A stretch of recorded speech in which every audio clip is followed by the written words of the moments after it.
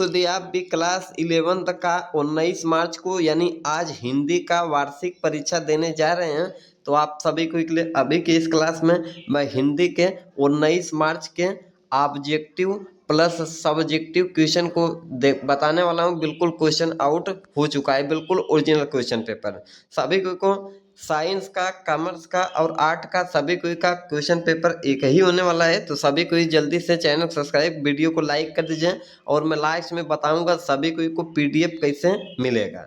तो जैसा कि सभी को मैं बता दूं 100 ऑब्जेक्टिव का ऑब्जेक्टिव देखने को मिलेगा, जिसमें से सभी कोई को केवल 50 ऑब्जेक्टिव का ही आंसर करना होगा। सभी कोई देख सकते हैं बिल्कुल original question paper, water mark भी लगा है। तो चलिए देरी न करते हुए सभी कोई देख सकते हैं 1 से 100 तक ऑब्जेक्टिव है, जिसमें से केवल 50 ऑब्जेक्टिव का ही आंसर सभी कोई को करना है।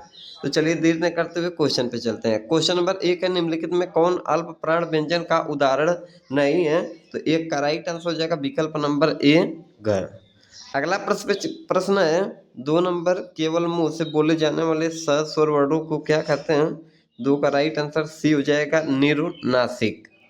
3 नंबर प्रश्न दे रखा है स्पर्श व्यंजनों की संख्या कितनी है?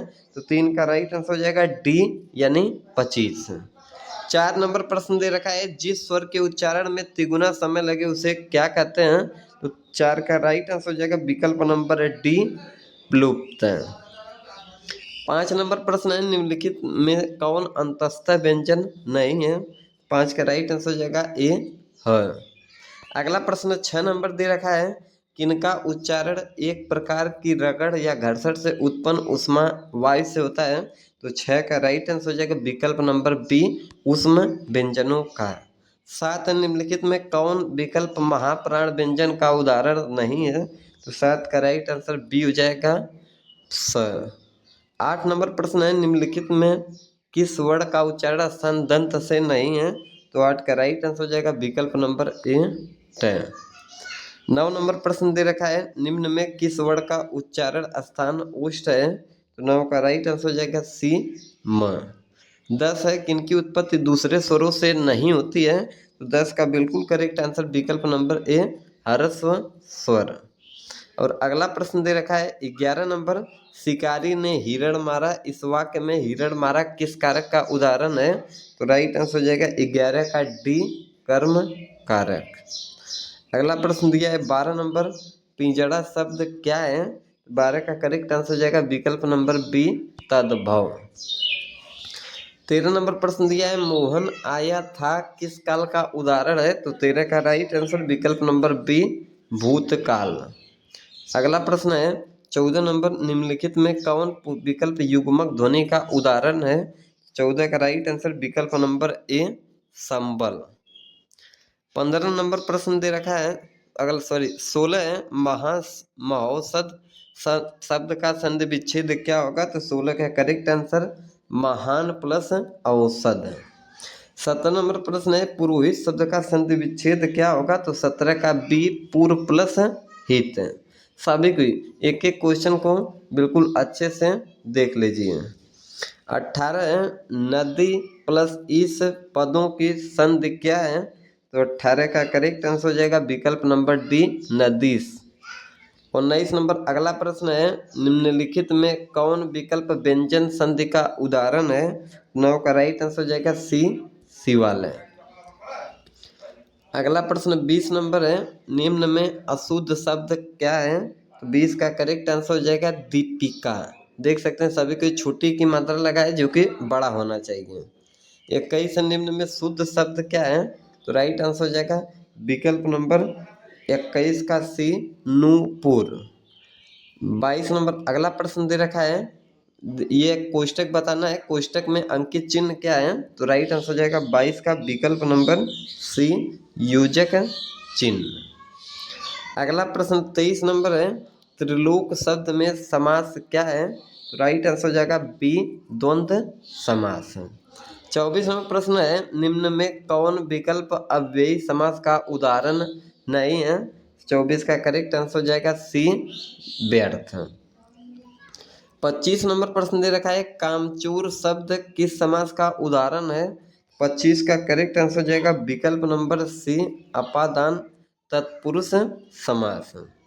अगला प्रश्न 26 नंबर दे रखा है, परमेश्वर शब्द किस समास का उदाहरण है? तो 26 का करेक्ट आंसर हो जाएगा विकल्प नंबर बी, कर्मधारय समास। 27 नंबर प्रश्न दे रखा है, गणेश कहानी पढ़ रहा है किस क्रिया का उदाहरण है? तो 27 का राइट आंसर हो जाएगा विकल्प नंबर सी, सकर्मक क्रिया। अगला 28 नंबर प्रश्न दे रखा है, इस गली गली में सबसे बड़ा महान सोहन का है, इस वाक्य में रेखांकित अंश क्या में पदबंध बताना है? तो 28 का राइट आंसर हो जाएगा विकल्प नंबर सी, विशेषण पदबंध। अगला प्रश्न 29 नंबर दे रखा है, राम प्रताप पत्र लिखता है, यह किस वाच्य का उदाहरण है? तो राइट आंसर हो जाएगा 29 का विकल्प नंबर ए, कृत वाच्य।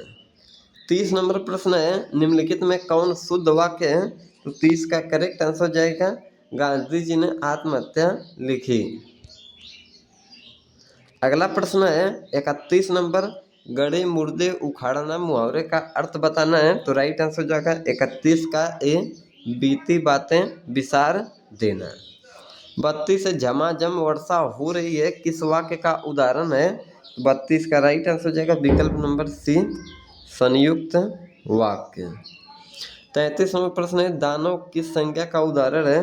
33 का राइट आंसर हो जाएगा विकल्प नंबर ए, भाववाचक। 34 है, घी किस संज्ञा का उदाहरण है? 34 का राइट आंसर हो जाएगा सी, द्रव्यवाचक। अगला प्रश्न 35 नंबर है, तालाब शब्द किस लिंग का उदाहरण है? 35 का राइट आंसर हो जाएगा ए, स्त्रीलिंग।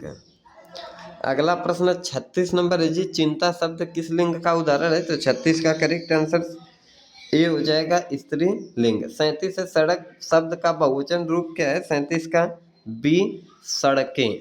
एक एक क्वेश्चन को बिल्कुल रट के जाइए।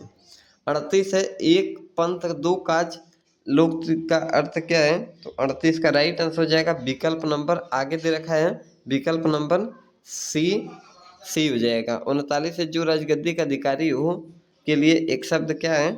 39 का राइट आंसर सी, युवराज। 40 नंबर प्रश्न दे रखा है, विस्तृत शब्द का विलोम क्या है? तो 40 का करेक्ट आंसर हो जाएगा विकल्प नंबर सी, संक्षिप्त। 41 है, सम्मुख शब्द का विलोम क्या होगा? तो राइट आंसर हो जाएगा 41 का बी, विमुख। अगला प्रश्न 42 नंबर है, निम्न में कौन विकल्प सोना शब्द का पर्यायवाची है? 42 का करेक्ट आंसर विकल्प नंबर सी, कंचन, हेम, कनेक। अगला प्रश्न 43 नंबर है, राजा शब्द का पर्यायवाची क्या होगा? तो 43 का राइट आंसर हो जाएगा विकल्प नंबर सी, मृगांक, मृगांक। 44 है, रचना की दृष्टि से वाक्य के कितने भेद हैं? 44 का राइट आंसर हो जाएगा विकल्प नंबर डी, 8 भेद। अगला प्रश्न 45 है, विष्णु विशेष का विशेषण क्या है? 45 का राइट आंसर हो जाएगा सी, वैषण। 46 है, समर विशेष का विशेषण क्या है? 46 का राइट आंसर हो जाएगा सी, सांकेतिक। अगला प्रश्न 47 नंबर है, लघु विशेष का विशेषण क्या है? तो 47 का करेक्ट आंसर ए हो जाएगा, लाक्षणिक। अगला प्रश्न 48 नंबर है, रंगीला शब्द में प्रत्यय क्या है? तो 48 का राइट आंसर हो जाएगा विकल्प नंबर बी, आ। 50 नंबर अगला प्रश्न दे रखा है, कड़वाहट शब्द में कौन प्रत्यय है? तो राइट आंसर हो जाएगा डी, वाहट, कड़वाहट, ठीक, वाहट, डी हो जाएगा। 51 है, उत्तम शब्द में कौन उपसर्ग है? तो राइट आंसर हो जाएगा 51 का विकल्प नंबर ए, उत। ठीक, तो सभी क्विक में 50 ऑब्जेक्टिव का ही आंसर करना था, सभी क्विक में बता दिया हूँ ऑब्जेक्टिव। अब हम लोग चलते हैं सब्जेक्टिव क्वेश्चन पे। सबसे पहले मैं सब्जेक्टिव में सभी को क्वेश्चन दिखा देता हूँ, उसके बाद आंसर भी दिखाऊंगा। ठीक, तो चलिए सभी को देख सकते हैं, विषय व विषयनिष्ठ प्रश्न में यहाँ पे सभी को एक विषय पर निबंध लिखना है, 1 से 8 नंबर का मिलेगा, चाहे मेरा परिवार, रक्षाबंधन, स्त्री, मेरा गांव, परोपकार या पुस्तकालय। ठीक, चलिए अभी मैं आंसर भी दिखाऊंगा। 2 निम्नलिखित में किन्हीं 2 अवतरणों के सब प्रसंग व्याख्या करना है, किसी 2 का, तो सभी को कर देंगे। चलिए मैं अभी सभी को दिखाता हूँ। 4 नंबर प्रश्न है, निम्नलिखित प्रश्नों में किन्हीं 5 के उत्तर दें। ठीक, ये प्रश्न है, सभी को किन्हीं 5 प्रश्नों को उत्तर देना है, और 5वां निम्नलिखित प्रश्नों में से किन्हीं 3 के उत्तर दें। सभी को दे देंगे। और चलिए मैं सभी को आंसर पे लेके चलता हूँ। देखिए, परोपकार पूछा था कि किसी एक पर निबंध लिखिए, तो सभी को परोपकार पे लिखेंगे जी। देखिए, परोपकार हेडिंग डाल देंगे और लिखेंगे सभी को परुवर्तम सरिस धर्म नहीं भाई, पर पीड़ा सम नहीं अदमाई। हेडिंग डाल के सभी को लिखेंगे मनुष्य में 2 प्रवृत्तियां पाई जाती हैं, स्वार्थ और परमार्थ या परोपकार। स्वार्थ के वशीभूत वो मनुष्य अपना हित साथ न करता और न परमार्थ वाले दूसरों का कल्याण करते हैं, इसे ही वास्तविक धर्म कहा गया है। गोस्वामी तुलसीदास ने इसी का उल्लेख किया। सच तो यह है कि प्रत्येक धर्म ग्रंथ में परोपकार को महत्व दिया गया है। 8 नंबर का सभी कोई 10 नंबर का है तो थोड़ा लंबा लिखेंगे। पशु पक्षी अपने लिए जीते हैं, मैथिली सरगुप्त इसी बात को कहते हैं। यही पशुवृत्ति कि आप हित चरे हैं, वही मनुष्य है कि जो मनुष्य के लिए मरे हैं। और सभी कोई हेडिंग डालेंगे परोपकार का अर्थ। परोपकार का अर्थ लिखेंगे सभी कोई। अब प्रश्न उठता है कि परोपकार है क्या, परोपकार का अर्थ क्या है। दूसरे की भलाई, संकट के समय दूसरे की सहायता, इस प्रकार भूखे को अन्न देना, प्यासे को पानी, बीमार की सेवा करना, अंधे की राह बताना, अन्याय के विरुद्ध खड़ा होना परोपकार के रूप हैं। हेडिंग डाल देंगे सभी कोई धर्म का मूल। सच कहिए तो प्रकृति भी परोपकार करती है।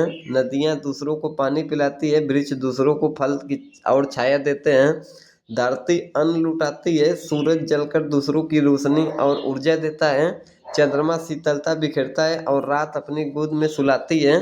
ये सभी हमें परोपकार की प्रेरणा देते हैं। ठीक, सभी को आगे लिखेंगे भाई।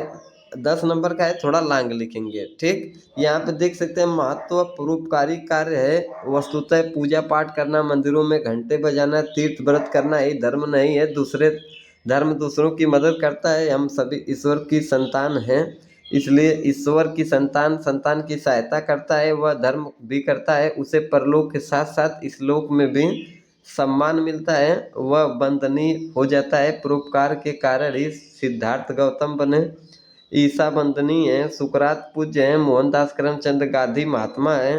कहा है कि आदमी लाख संभलने पर गिरता है, मगर जो दूसरों का भला करता है उसका भला अपने आप होता है। ठीक वैसे ही जैसे मेहंदी बांटने वाले के हाथ अपने आप रंगीन हो जाते हैं, परोपकारी की आत्मा का विस्तार होता है। सभी को लिख देंगे और लास्ट में उपसंहार लिखना न भूलिएगा, क्योंकि बहुत जरूरी है।